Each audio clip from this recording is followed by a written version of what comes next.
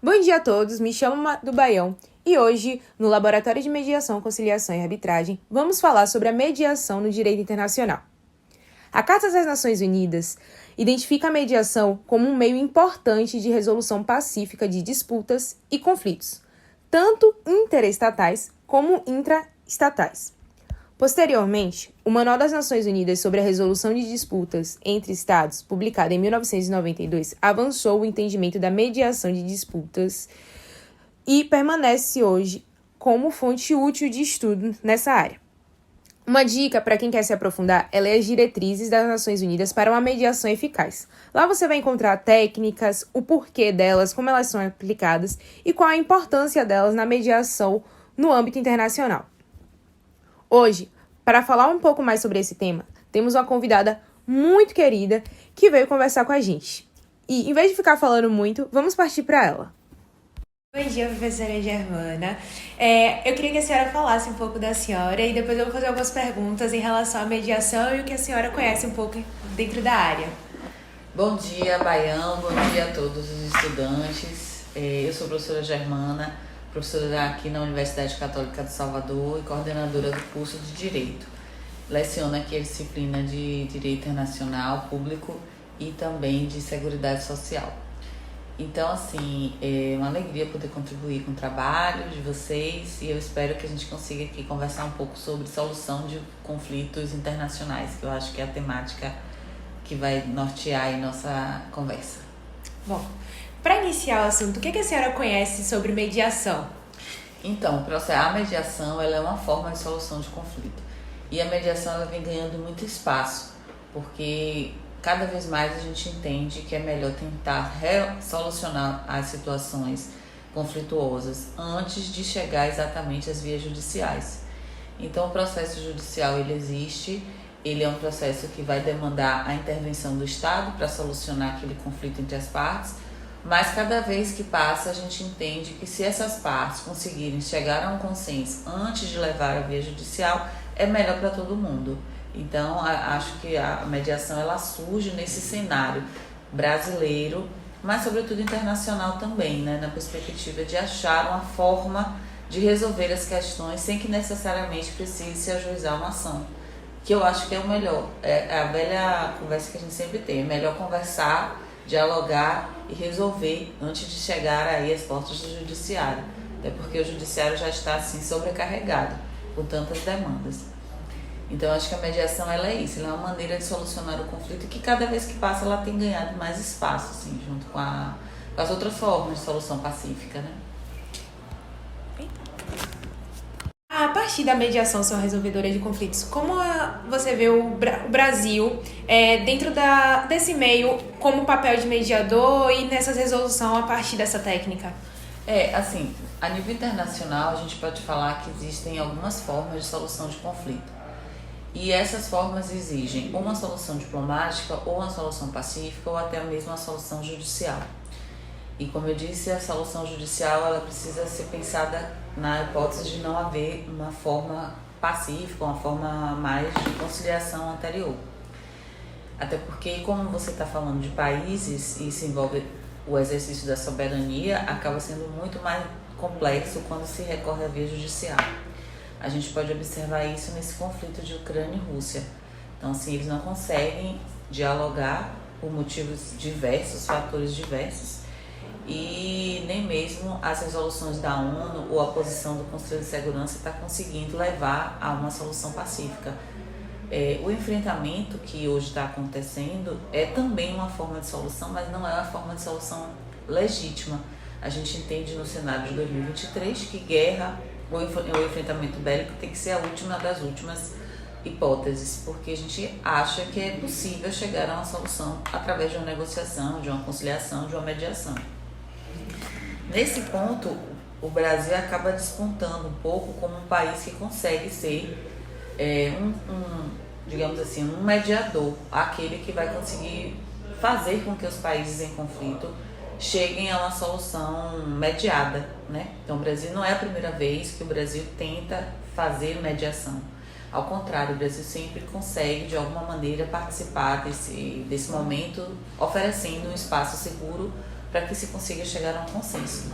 Então o Brasil já tem, digamos assim, né, uma história de país que é um mediador político, né, um mediador político.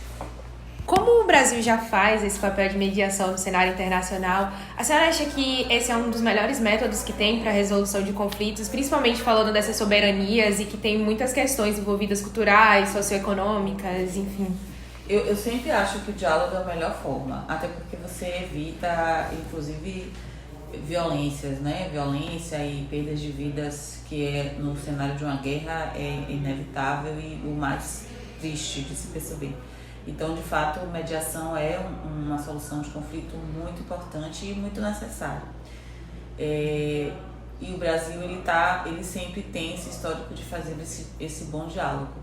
E na mediação não existe, o mediador, ele precisa, para que a mediação seja eficaz, é necessário que haja um consentimento, é necessário que os países envolvidos queiram também sentar na mesa para negociar. E isso significa que a resolução que vai sair desse acordo, ela acaba sendo eficaz, ela acaba sendo cumprida por todos, porque foi feita a partir também de uma vontade daquelas partes envolvidas.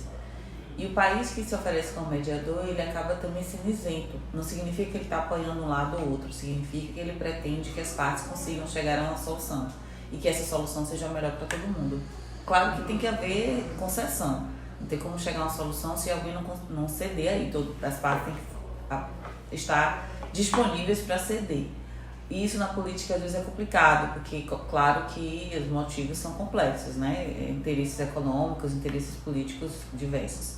Mas quando as partes têm interesse em negociar, né, em chegar a uma solução, e existe um país que consegue fazer essa ponte, esse equilíbrio, essa é a melhor saída, esse é o melhor caminho. Isso aí não tem nem dúvida disso.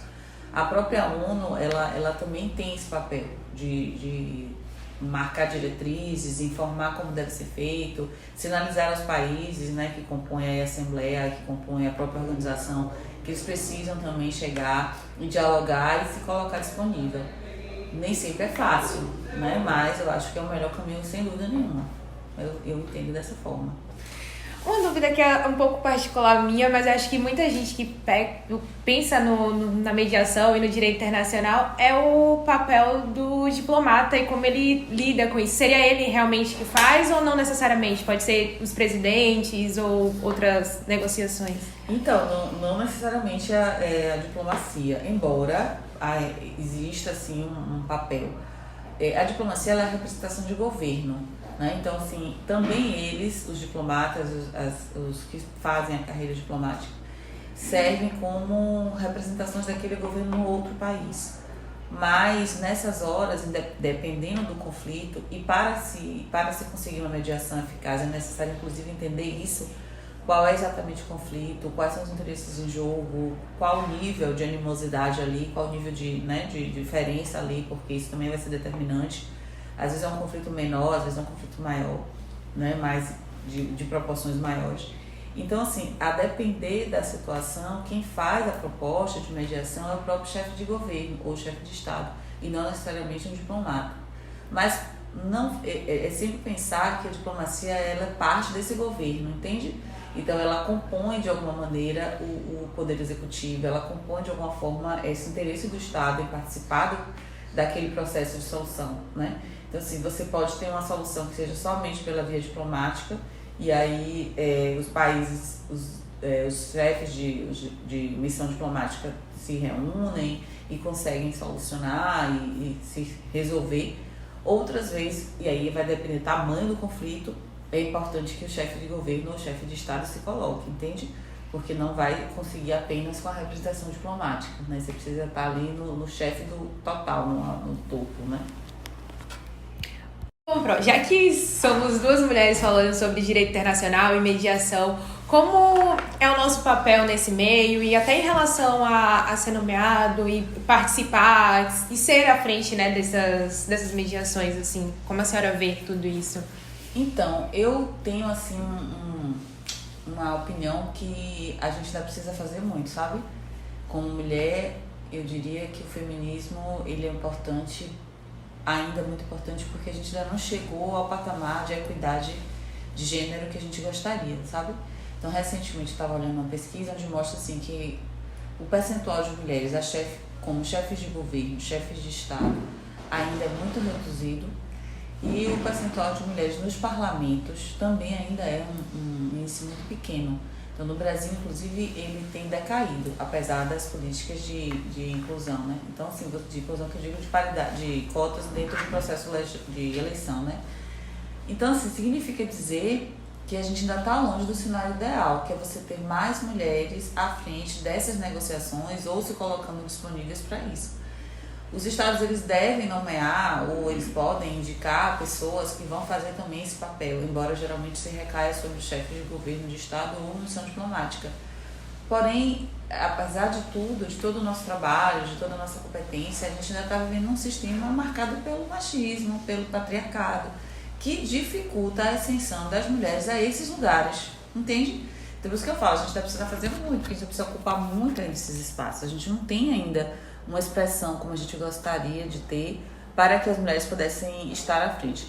Acho que as mulheres, elas sempre estão presentes nesses momentos, porque fazem parte das carreiras e tudo, mas falta ainda um passo a mais, que é se reconhecer e se conceder, assim, sabe, entender a importância do papel feminino nesses conflitos.